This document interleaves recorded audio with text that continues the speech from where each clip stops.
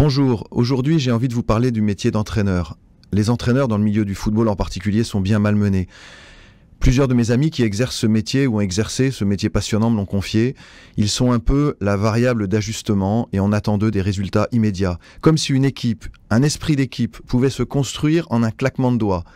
Je voudrais les inviter à se confier au patron de tous les entraîneurs du monde, à celui qui a réussi à former une équipe gagnante avec une bande de bras cassés qui ne s'entendaient pas, qui étaient de milieux et de cultures différentes, une équipe sur laquelle personne n'aurait misé. Cet entraîneur, vous vous en doutez, s'appelle Jésus. C'est un très grand sportif, un marcheur. Toute sa vie, il n'a cessé de marcher, parcourant des kilomètres et des kilomètres, allant de village en village.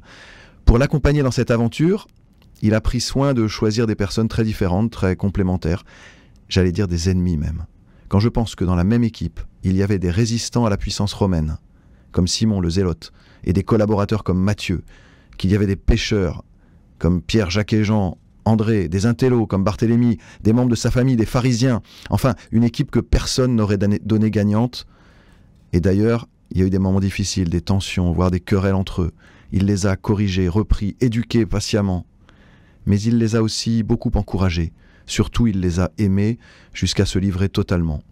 Puis, ceux qui étaient les ennemis des premiers jours sont devenus des amis, prêts à donner leur vie les uns pour les autres, malgré l'échec considérable de la croix où seul Jean était resté fidèle. Finalement, ils ont enflammé le monde entier, lors de la victoire de la Pentecôte, et les tifosi de cette équipe, 2000 ans après, sont plusieurs milliards. Mais je rappelle à tous ceux qui critiquent les entraîneurs d'aujourd'hui, à certains présidents de clubs, à certains supporters, que même Jésus a eu besoin de 3 ans, qu'il a connu l'échec. Je voudrais surtout leur dire que son secret, c'est qu'il a fait des ennemis d'hier, des amis de toujours. Alors petit conseil aux dirigeants de clubs et même aux entraîneurs, si vous voulez gagner, aimez ceux qui vous sont confiés et faites en sorte qu'ils soient de véritables amis, sur le terrain et en dehors, qu'ils passent de bons moments ensemble, qu'ils prennent des repas, qu'ils passent des vacances ensemble.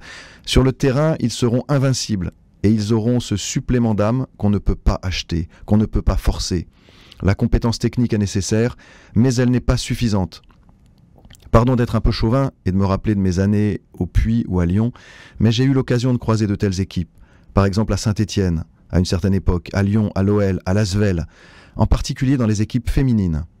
Si l'une d'entre elles était malade, blessée, le président, l'entraîneur, les autres joueuses se précipitaient à son chevet, on mettait les moyens du club à sa disposition, et on le fait toujours d'ailleurs.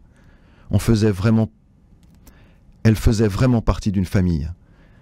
Un peu comme il y a 2000 ans, quand Jésus prenait soin de chacun, qu'il s'abaissait pour les servir, comme au lavement des pieds, qu'il leur disait « Je ne vous appelle plus serviteurs, mais amis ». Oui, le secret, c'est non seulement la compétence, mais aussi la complémentarité, la solidarité, l'esprit d'équipe, la foi et l'amitié. Bon courage, chers entraîneurs. Je vous confie au patron de tous les entraîneurs du monde, Jésus, entraîneur mythique de l'équipe de Nazareth.